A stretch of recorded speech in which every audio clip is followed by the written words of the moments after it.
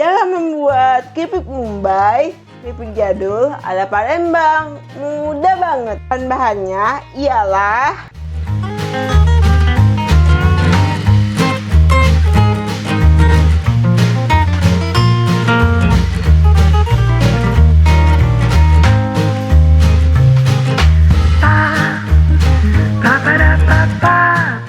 pertama-tama campur tepung terigu dengan telur.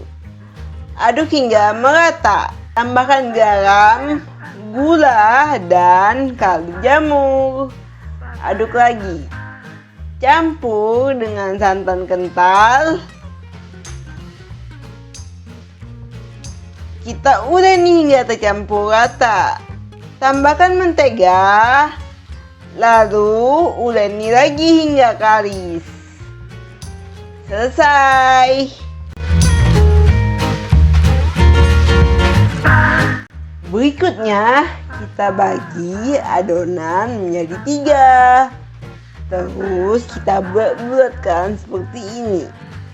Biar nggak lengket, taburi alasnya dengan terigu. Ambil 1 buah adonan. Lalu kita bentuk lonjong kayak gini. Setelahnya kita potong-potong bentuk pipi. Sisihkan di wadah yang berbeda. Setelah selesai, siap untuk kita goreng. Kita goreng satu persatu hingga berwarna kuning keemasan.